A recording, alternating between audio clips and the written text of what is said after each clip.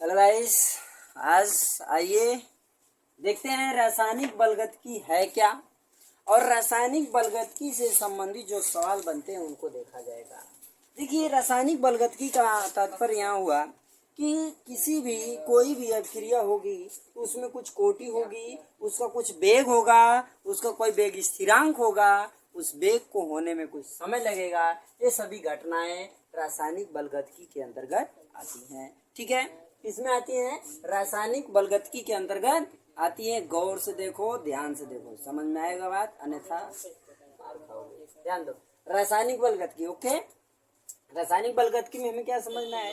कोटि और आणविकता, इसमें मुख्य पॉइंट है।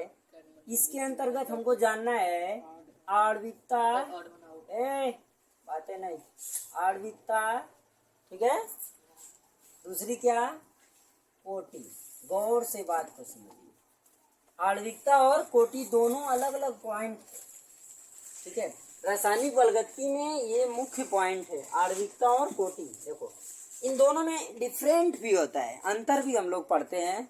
इन दोनों में अंतर भी पढ़ा जाता है कि आणविकता क्या है और कोटि क्या है। ध्यान दीजिए, थोड़ा सा अंतर देख लो इसका। ये है कोटि, ये सवाल बराबर आया करता है परीक्षा में, ठीक है। इसको देख लो, ध्यान से समझिए। इसमें देखा जाए पहली पॉइंट को आणविकता में, तो आपको बताएं कि जो आणविकता होती है ना, इसमें जो संख्या होगी पूर्ण होगी, यानी आणविकता में पूर्ण संख्या होती है, पूर्ण संख्या होती है, पूर्ण संख्या होती है। गौर से समझिए और भी आगे बात बताएंगे। कोटि जो होती है, जो कोटि होती है वह भिन्नात्मक भी हो सकती है, भिन्न हो सकती है, ठीक है, भिन्नात्मक हो सकती है, भिन्नात्मक हो सकती है। इससे संबंधित सवाल भी बताएंगे, कैसे कोटि निकाला जाता है वो भी बताएंगे। क्लियर है? ध्यान से पूरा लास्ट तक आप वीडियो देखते जाइए। ये पहली पॉइंट हो गई। दूसरी पॉइंट इसमें क्या होगी, ध्यान से समझिएगा। आणविकता में दूसरी पॉइंट क्या होगी, हमने कहा पहले क्या है, पूर्ण संख्या होती है। ध्यान दीजिए, आणविकता कभी शून्य नहीं होती, आणविकता कभी शून्य नहीं होती, ठीक है। आणविकता शून्य नहीं होता है, गौर समझिएगा। लेकिन कोटि शून्य हो सकती है। इसमें दूसरी पॉइंट क्या, शून्य हो सकती है, शून्य हो सकती है, ठीक है। ध्यान दीजिए, जो आणविकता होती है, ठीक है, आपने लिखा कि भिन्नात्मक हो सकती है कोटि, लेकिन ये पूर्ण संख्या होती है। मतलब यहाँ लिखा जा सकता है पॉइंट अगली, कि जो आणविकता होती है ये भिन्नात्मक नहीं होती है। ये भी पॉइंट आप लिख सकते हैं अंतर में। आइए एक पॉइंट तीसरी देखते हैं, और बहुत ही अच्छी पॉइंट है। आणविकता, आणविकता कोटि, आणविकता कोटि हो सकती है, आणविकता कोटि है, लिख सकते, ठीक है। आणविकता कोटि है, ठीक है, परंतु परंतु कोटि आणविकता नहीं है, कोटि आणविकता नहीं है। गौर से समझिए, क्यों नहीं है? देखिए, आणविकता कोटि हो सकती है क्योंकि कोटि भिन्न भी हो सकता है और पूर्ण संख्या भी हो सकती है। समझ आ रहा है? कोटि भिन्नात्मक भी हो सकती है और पूर्ण संख्या भी हो सकती है, पूर्ण संख्या भी हो सकती है। गौर समझिए, ये भिन्नात्मक भी हो सकती है, पूर्ण संख्या भी हो सकती है, लेकिन आणविकता केवल पूर्ण संख्या हो सकती है। इसलिए आणविकता कोटि है पर कोटि आणविकता नहीं है। गौर से बात को समझिएगा। जो कोटि होती है, जो आणविकता होती है, आणविकता क्या होती है, अभिकारक में जुड़े आणविक पदार्थ होती है, ठीक है। अभिकारक में, अभिकारक, ठीक है, अभिकारक में जुड़े अणु की संख्या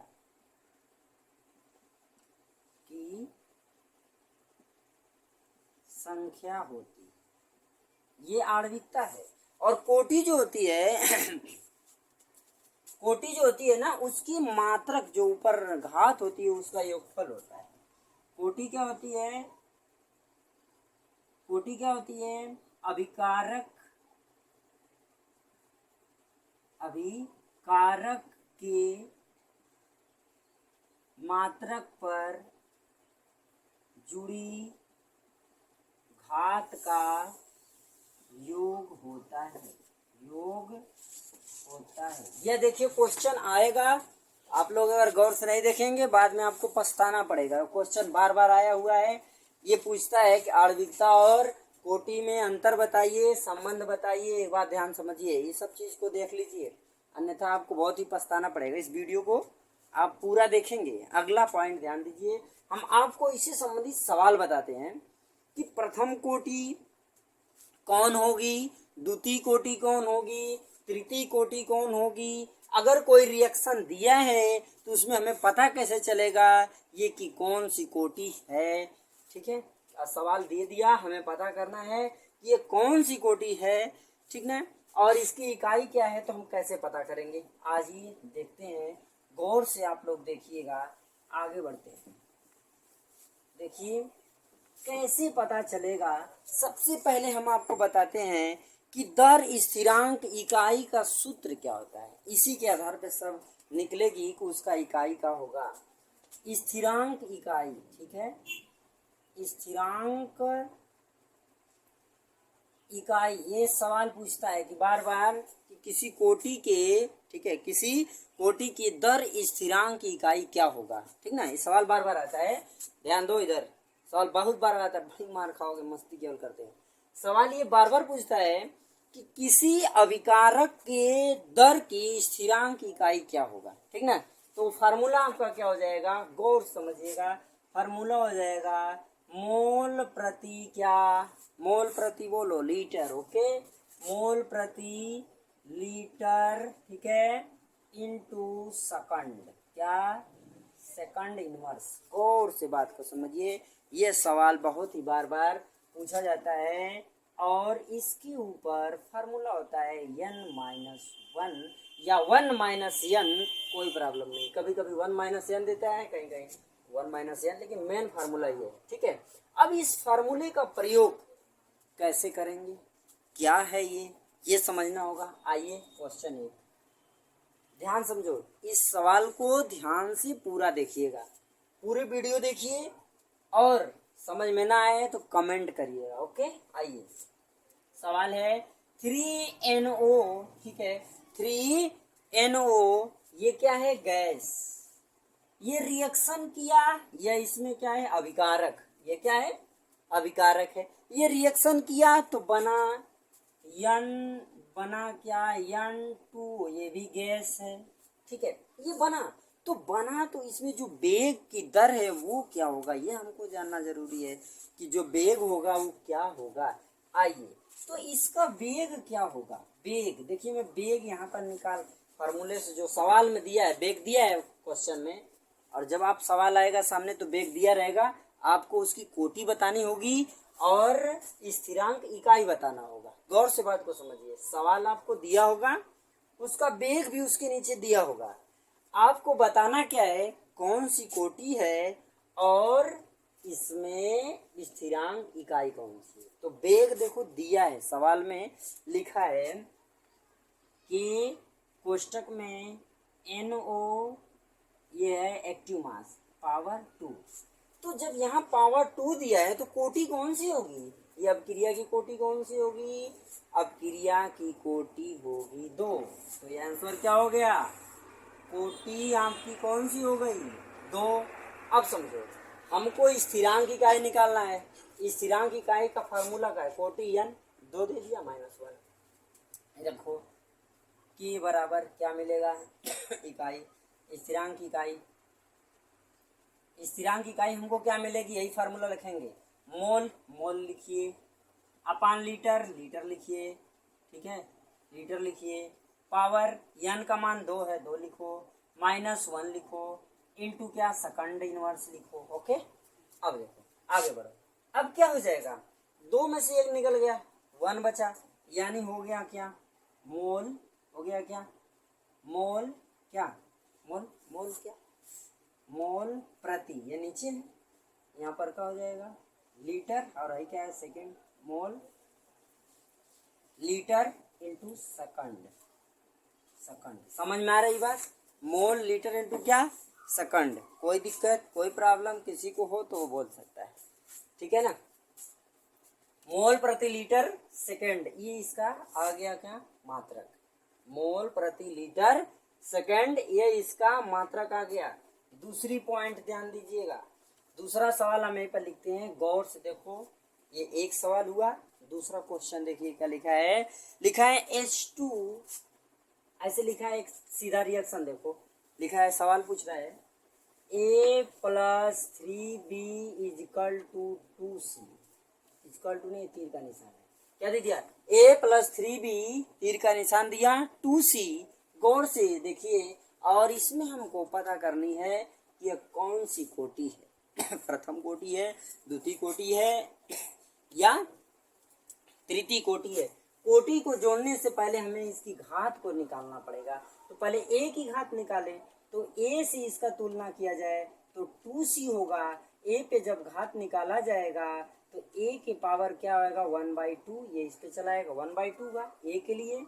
दूसरा जब B के लिए लिखा जाएगा तो 3B = 2C होगा, तो B के लिए पावर क्या आ गया 3/2। ओके, कोटि का होती है, कोटि हमने बताया क्या होती है, कोटि किसे कहते हैं, अभी हम कोटि और आणविकता में अंतर बताए हैं कि जो घात होगी उसको जोड़ दिया जाएगा, जो अणु होंगे उनके घातों का योग ही क्या कहलाती है, कोटि कहलाती है। देखो तो यहाँ पर क्या हो गया, यहाँ पर देखिए पहले वेग बराबर क्या हो जाएगा, वेग = क्या हुआ, एक्टिव मास A के पावर 1/2 इंटू B के पावर क्या, B के पावर 3/2, इसकी कोटि क्या हो जाएगी, गौर से देखिए, कोटि हो जाएगी, दोनों को जोड़ देंगे, 1/2 + 3/2 = 4/2 डिवाइडेड बाई 2, फिर क्या आएगा 2 आया, यानी कि कोटि की संख्या कितनी आई, 2 आ गई। फिर यही फार्मूला रखेंगे,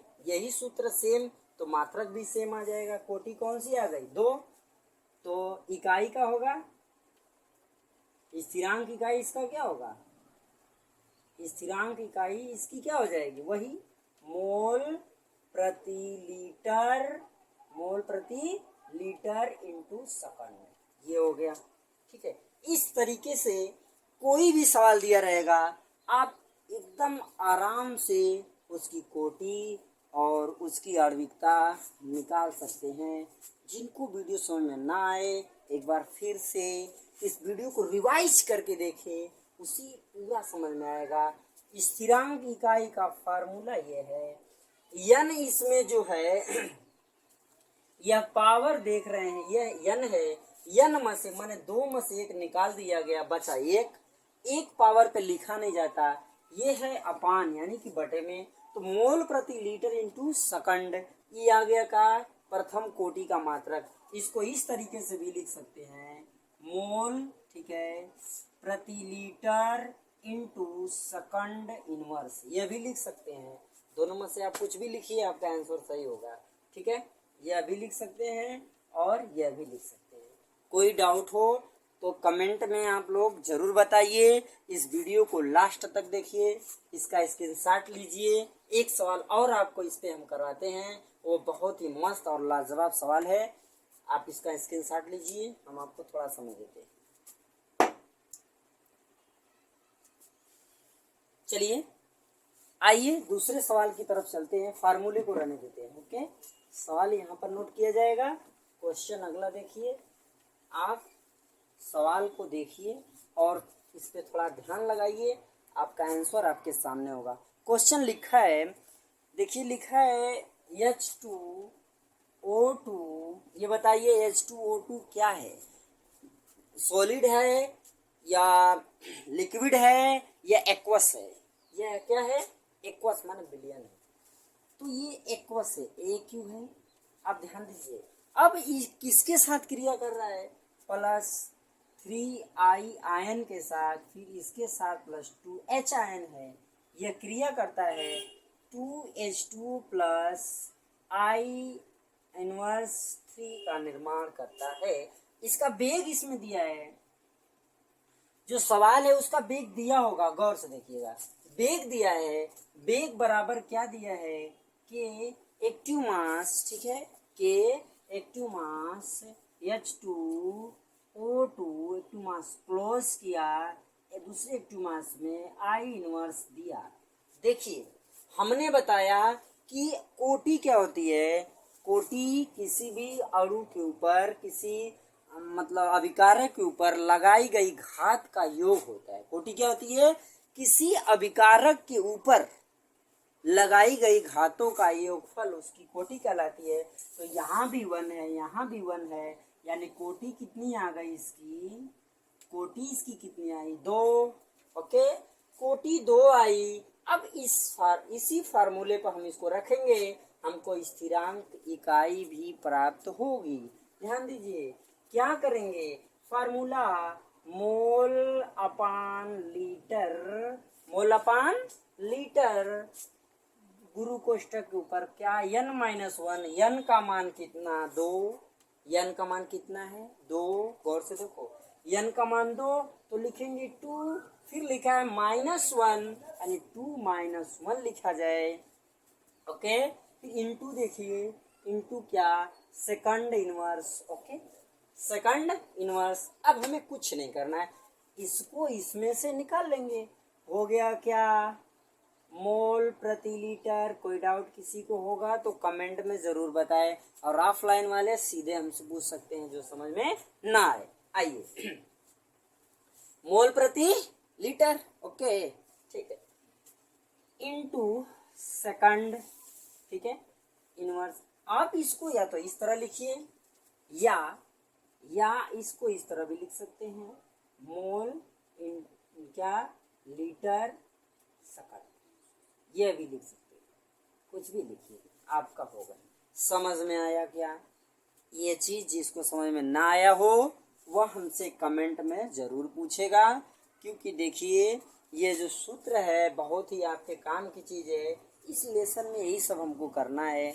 गौर से इस लेसन के सवाल को एक बार आप लोग अपने कॉपी किताब में देखिएगा। जो समझ में नहीं आएगा कमेंट में हमसे जरूर पूछिएगा, हम आपके लिए हमेशा तैयार रहेंगे। जो भी कमियां होंगी उसे दूर करने की पूरी कोशिश करेंगे। इस वीडियो को हम